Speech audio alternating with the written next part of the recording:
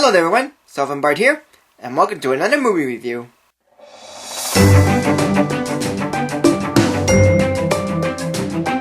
There have been plenty of movies that are cult classics, and I do mean plenty.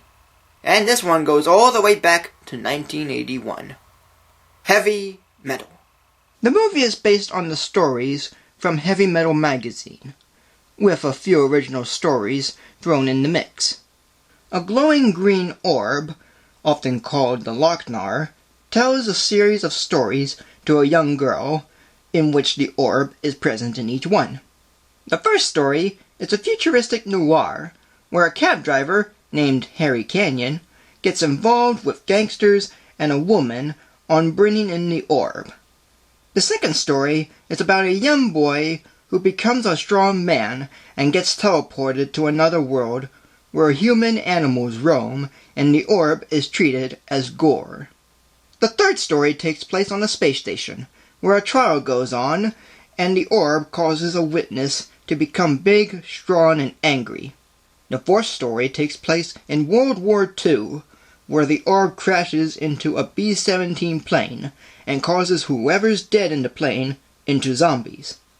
The fifth story has a stenographer being abducted by aliens, and a robot wants to marry her, and the orb is a pendant that calls the aliens.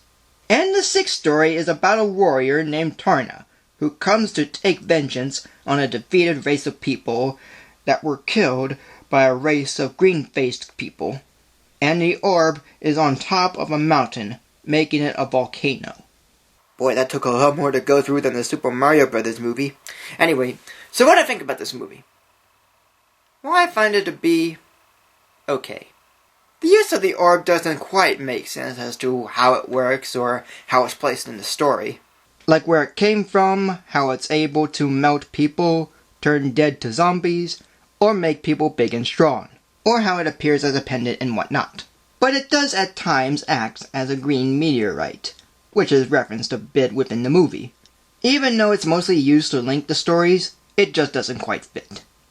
The stories themselves are fun, but I think they work best as individual tales rather than being crammed together. But if you look at the poster art, it shows Tarna, so naturally this would be the main focus. Yet it's only one of these stories, and it's the last one. Well, I can't even say it's false advertising, even when there's other movie posters that have the same problem as this. However, the animation and the soundtrack are the good things in this movie. Sometimes the animation looks like a Ralph Bakshi style with its rotoscope look, and other times it looks like a 70s style cartoon. A little bit of a mix-up, but it looks well.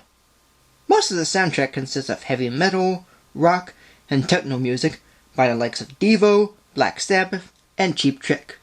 The actors who provide the voices of the characters are fine too.